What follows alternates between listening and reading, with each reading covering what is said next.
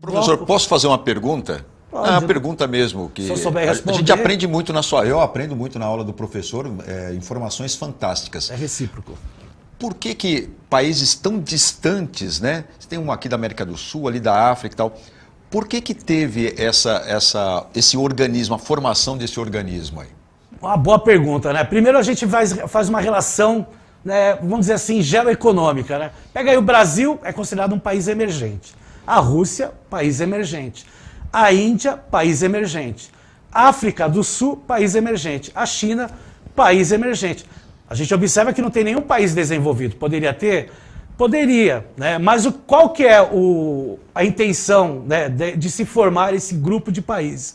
É realmente estar, né, em formação para estar em igualdade ou pensando em seguir a uma igualdade no processo comercial com os países desenvolvidos. Poderia ter um país da Oceania, mas aí nós temos lá Nova Zelândia e nós temos a Austrália. São países considerados, né, desenvolvidos, né, socioeconomicamente desenvolvidos. Então ele não vai ter umas características semelhantes, né, e a intenção é fazer comércio mesmo. Então é ter uma geopolítica visando, logicamente, toda essa infraestrutura que foi retratada no vídeo, mas principalmente, né, um ajudando o outro. Por isso que foi incluído a África do Sul.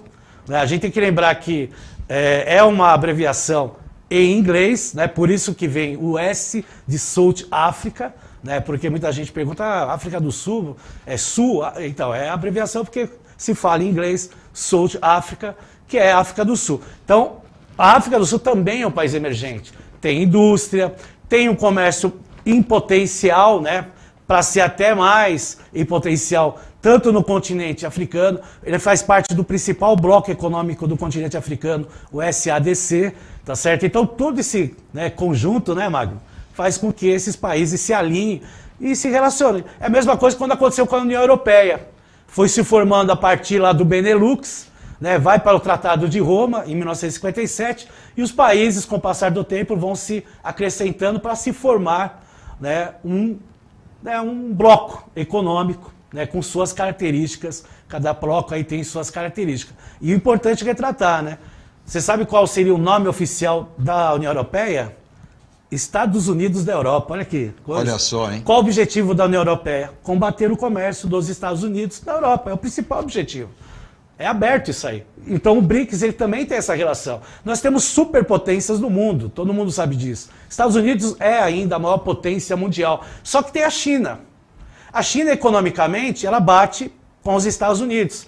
Só que a gente tem a questão social também. E aí que também acaba se pegando. E aí a relação é bem parecida com esses países aí. Por isso, né, uma relação importante, né, por serem bem parecidos, mas mais na estrutura econômica, certo? Apesar que os PIBs são bem diferentes, tá, pessoal? Mas, né, são características aí semelhantes, tá? Algumas finalidades importantes, então, né? Até para o desenvolvimento, né? Principalmente quando a gente fala em globalização e tecnologia.